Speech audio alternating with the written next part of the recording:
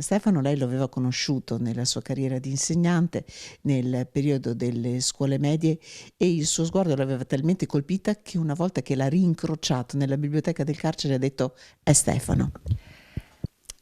Quel giorno, io adesso mi ricordo, quel giorno quando lui è arrivato, erano in due, lui e un altro ragazzo, sono entrati così un po' spavaldamente, era la prima volta che venivano in biblioteca, quindi hanno attirato un po' la mia attenzione e lui mi ha immediatamente ricordato qualcosa.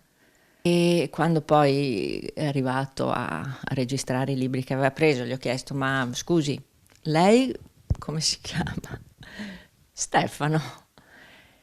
E a quel punto, voltolina, sì, io sono la mezza casa, gli ho detto. E a quel punto so che tutto si è bloccato e dopo non vedevo l'ora di ritrovarlo. Cioè al giovedì quando andavo io dicevo: speriamo che venga Stefano, speriamo che ci sia.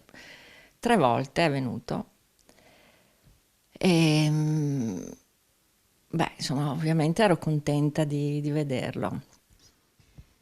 La notizia l'è arrivata praticamente subito. Sì. Cosa ha pensato? Lei ha scritto: "È un fallimento". Senta, non è la prima volta che arrivano queste... Scusate, scusate un attimo. C'è una riflessione che deve partire da una storia come quella di Stefano, perché storie come quelle di Stefano non accadano più. Quando io li incontro dentro lì in biblioteca oppure nella redazione di Ristretti, mi sembrano delle persone che hanno tantissime risorse. Sono dei ragazzi in gamba. Spesso riesco in pochi minuti a parlare con loro, arrivare al nocciolo di questioni.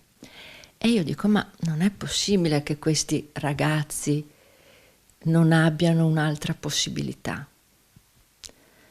Poi trovo persone adulte che là dentro sono cambiate e Stefano faceva di tutto.